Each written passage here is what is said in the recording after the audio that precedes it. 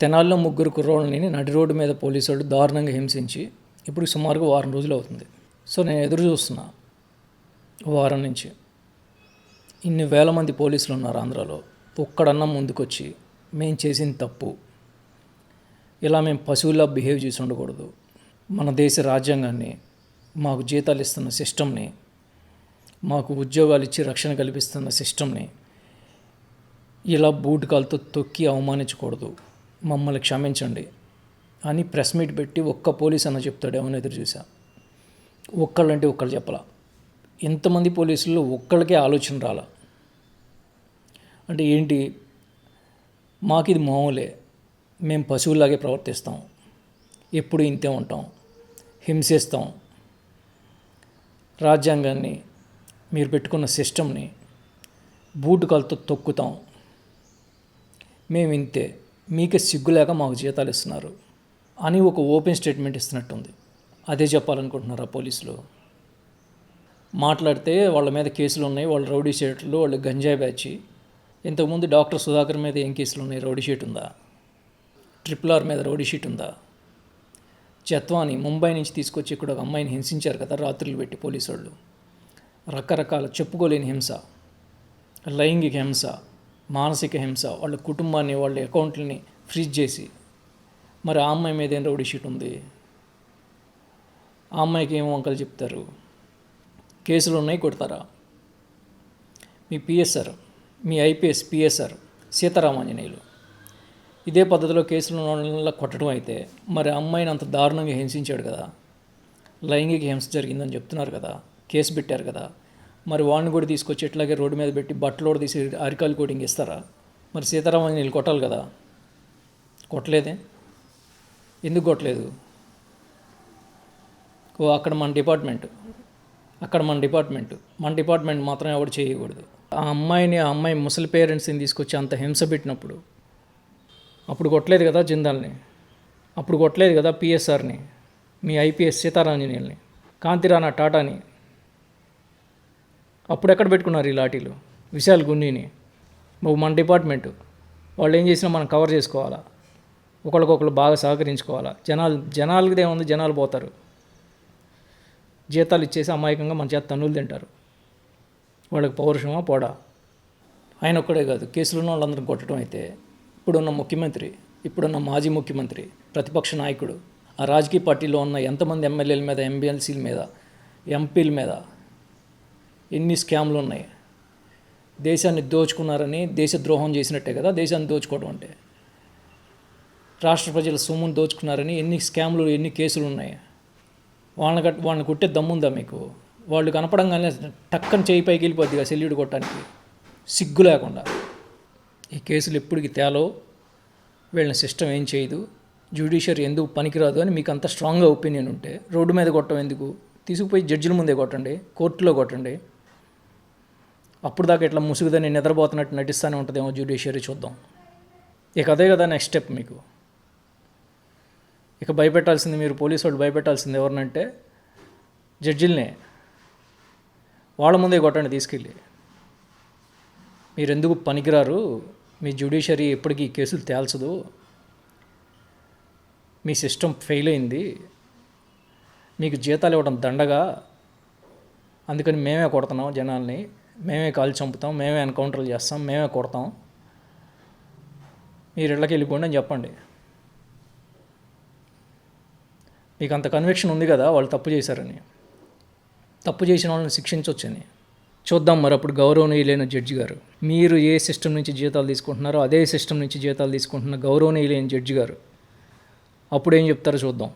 అసలు మీకు జీతాలు ఇవ్వడానికి ఎంత కష్టపడుతున్నారో, ఎంతమంది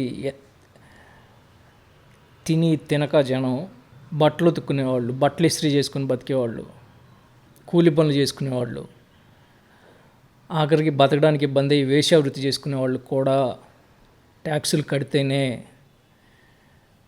వాళ్ళు కూడా సబ్బు కొనుక్కున్న, ఫుడ్ కొనుక్కున్న, బిస్కెట్ కొనుక్కున్న దాని మీద ట్యాక్స్ కడితేనే మీకు జీతాలు వస్తున్నాయి. వాళ్ళందరూ పోషిస్తేనే ఈ సిస్టమ్ నడుస్తుంది. వాళ్ళందరి కోసం ఈ సిస్టమ్ పెట్టుకున్నాం, ఆ సిస్టమ్ని కాపాడడానికి మిమ్మల్ని పెట్టుకున్నాం. అట్లాంటి సిస్టమ్ని కాపాడతారని చెప్పి మీకు జీతాలు ఇస్తే మీరే ఆ సిస్టమ్ మీద బూటకాలు ఇసి తొక్కి ఎంత ఒళ్ళు కొవ్వు బలవకపోతే ఒక్కొక్కడికి దాన్ని వీడియో తీసి జనాలకి ఛాలెంజ్ విసురుతారా మీరు? మీ సిస్టమ్ని మేము ఎట్లా నాశనం చేస్తాం, మీరేం పీకుతారా అని అడిగితే మళ్ళీ కేసులు పెడతారా? మీలాంటి దౌర్భాగ్యుల వల్ల కదా నక్సలిజం పుట్టింది, తిరుగుబాట్లు పుట్టింది రాష్ట్రంలో, దేశంలో.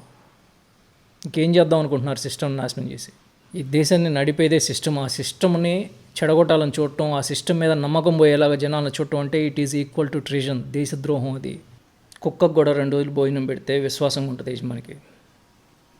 యజమాని కుటుంబాన్ని, యజమాని ప్రెమిసెస్ని, యజమాని ఇంటిని, పరిసరాలను కాపాడుకుంటుంది. అట్లాంటిది ఈ సిస్టమ్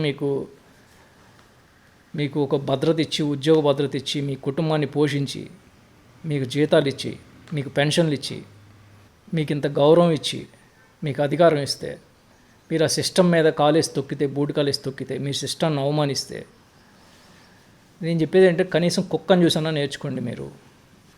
పోలీస్ డిపార్ట్మెంటు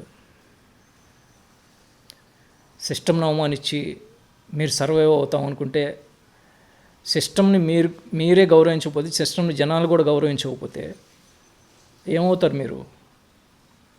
జనం తిరగబడితే ఆ చుట్టూ ఉన్న జనాలను చూస్తే కూడా నాకు ఆశ్చర్యం వేస్తుంది. ఆ చుట్టూ ఉన్న జనాలు అదేదో సినిమా చూసినట్టు చూస్తున్నారు.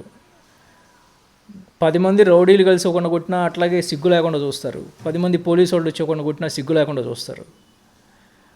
క్వశ్చన్ చేయరా? ఆపలేకపోతే కనీసం అక్కడి నుంచి వెళ్ళిపోవచ్చు కదా నిరసనగా. అదేదో సినిమా షో చూసినట్టు, సర్కస్ చూసినట్టు చూస్తారంటే. ఇంకోటి ఏంటి, వాళ్ళు చెప్తున్నారు పోలీస్ ఆయనంట ఈయన చంపడానికి చూశారంట అని వాళ్ళు కేసు పెట్టుకున్నారు స్టేషన్లో. వీళ్ళ మీద కేసులు ఉన్నాయి కాబట్టి లంచాలు ఇమ్మని చెప్పి వేధిస్తున్నారు వీళ్ళు. మామూళ్ళు ఇమ్మని పోలీసు వాళ్ళు ఇవ్వలేదని కొట్టారని చెప్పి వాళ్ళు చెప్తున్నారు. ఇద్దరు వెర్షన్లలో ఏది నమ్మకంగా ఉందంటే, పోలీసు వాళ్ళని ఎవరన్నా కొట్టారు, అందులోనూ కేసులు ఉన్నవాళ్ళు పోలీసులను కొట్టడానికి వెళ్ళారంటే నమ్మడానికి కొంచెం కష్టంగా ఉంది. బట్ పోలీసులే వీళ్ళని మామూలుకి హింసించారంటే జనరల్గా నమ్ముతారు జనం. మన పరిస్థితులు మనకు తెలుసు కాబట్టి, మన పోలీస్ వ్యవస్థ ఎలా ఉందో మనకు తెలుసు కాబట్టి వాళ్ళ వెర్షన్ కూడా తీసుకోవాలి కదా.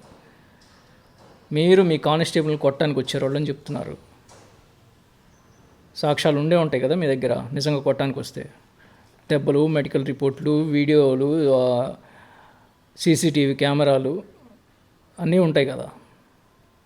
అది నమ్మబుల్గా ఉంటే, అది నిజమైతే దాని మీద పెట్టినట్టే వాళ్ళ వెర్షన్ కూడా పెట్టాలి కదా. దాని మీద కూడా రిపోర్ట్ తీసుకోవాలి కదా, ఎంక్వైరీ చేయాలి కదా. గంజాయి అంటున్నారు, గంజాయి తాగున్నాడు. గంజాయి ఎలా వస్తుంది అసలు? పోలీసులు ప్రమేయం లేకుండా, పోలీసులు లీనియన్స్ లేకుండా ఊళ్ళో గంజాయి దొరుకుతుందా ఇంత విరివిగా? డ్రగ్స్ దొరుకుతున్నాయా ఇక్కడ? ఎలా వస్తుంది గంజాయి? డ్రగ్స్ ఎలా దొరుకుతున్నాయి ఊళ్ళో? ఎవరిది తప్పు? ఎవరు అరికట్టాల్సింది? ఎవరు? మీ డిపార్ట్మెంట్లో ఎవడెవడు గంజాయి వాళ్ళని సపోర్ట్ చేస్తున్నాడు, ఎవరెవరు గంజాయి వాళ్ళ దగ్గర, డ్రగ్స్ వాళ్ళ దగ్గర లంచాలు తీసుకొని, ఆఖరికి స్కూల్లో, కాలేజీల్లో కూడా గంజాయి డ్రగ్స్ అమ్మిస్తున్నారు, వాళ్ళందరిని తీసుకొచ్చి అరకాలి కొట్టింగ్ ఇచ్చే దమ్ము ఉందా మీకు పోలీస్ డిపార్ట్మెంట్కి?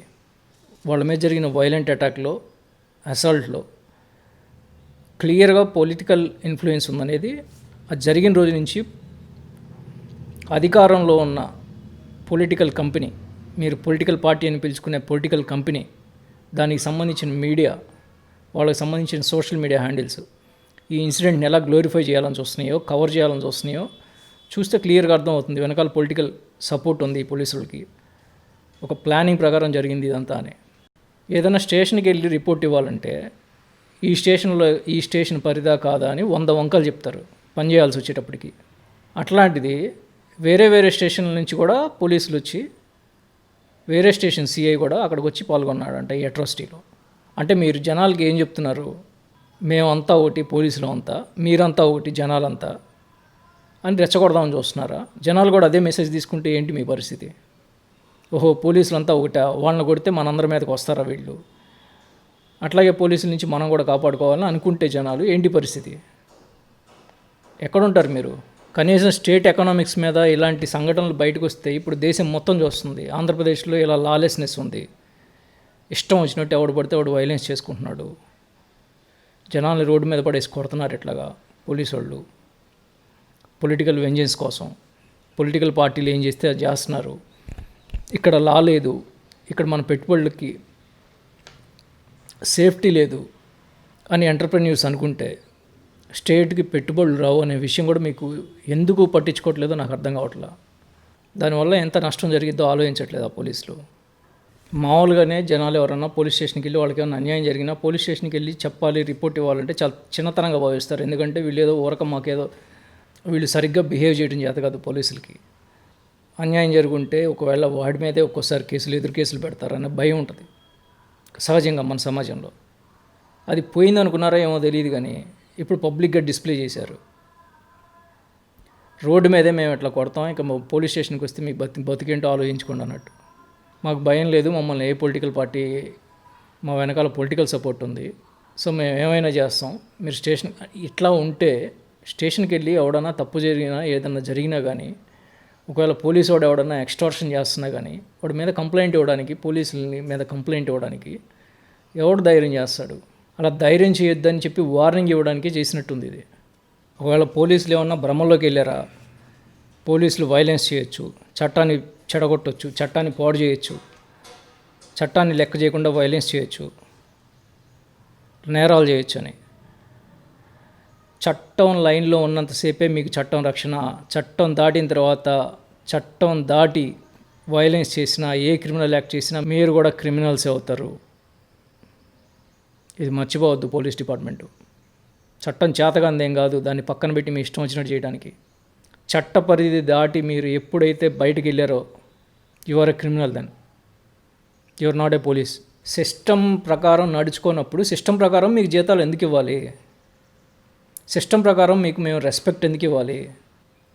మీరు సిస్టమ్ని ఫాలో అయినప్పుడు మేము ఎందుకు సిస్టమ్ని ఫాలో అవ్వాలి? మీరు తన్నినట్టే మిమ్మల్ని మేము కూడా తన్నొచ్చు కదా రోడ్డు మీద పడేసి. ఎందుకు తనట్లేదు? సిస్టమ్ని మేము ఫాలో అవుతున్నాం కాబట్టి. అట్లాగే పోలీసు వాళ్ళు కూడా ఫాలో అవ్వాలి. మీకేం కొమ్ములు లేవు అక్కడ, మీ ఇష్టం వచ్చినట్టు చేయడానికి కుదరదు. సిస్టమ్ కంటే మీ యూనిఫామ్ ఏం పెద్దది కాదు, సిస్టంలో పార్ట్ అంతే. మనం సోషల్ మీడియా ఏజ్లో ఉన్నాం. ఎక్కడ ఏం జరిగినా ప్రపంచం మొత్తం చూస్తుంది. ఇంత బార్బేరియస్గా ఉంది ఇండియా ఈరోజు కూడా, అక్కడ రాలేదు అని నవ్వుకుంటారన్న బుద్ధి జ్ఞానం కూడా లేకుండా దాన్ని వైరల్ చేశారు. బ్రిటిష్ వాళ్ళు చూస్తే కూడా, ఆఖరికి ఈస్ట్ ఇండియా కంపెనీ వాళ్ళు చూస్తే కూడా మా కంపెనీని దరివేశారు, అక్కడ ఉన్న పొలిటికల్ కంపెనీలు మాకంటే చెత్తగా ఉన్నాయి కదా, 30 ఏళ్ళు 40 ఏళ్ళ తర్వాత కూడా రోడ్డు మీద ఎట్లా అట్రాసిటీస్ జరుగుతున్నాయి కదా, అక్కడ నవ్వుకుంటారు. చూడగానే అర్థమవుతుంది కదా ఇన్సిడెంట్. పొలిటికల్ సపోర్ట్ లేకుండా అంత ధైర్యంగా వాళ్ళు చేయలేరు. దానికి తగ్గట్టుగానే ఆ పొలిటికల్ కంపెనీకి సంబంధించిన టీవీలు, న్యూస్ మీడియా, ఒక side of social media handles అన్నీ సపోర్ట్ చేస్తున్నాయి. పర్లేదులే, కొట్టొచ్చులే, కొట్టడం తప్పా కాదా అని ఒక చర్చ, దీనికి ఒక చర్చ, మళ్ళీ డిబేటు. మీ లీడర్లను అరెస్ట్ చేసినప్పుడు వాళ్ళని ఇట్లాగే రోడ్డు మీద కొట్టుకుంటూ తీసుకెళ్లారా? వేల కోట్ల స్కాములు బయటపడినప్పుడు అప్పుడు కొట్టుంటే తెగ ఏడ్చేవాళ్ళుగా.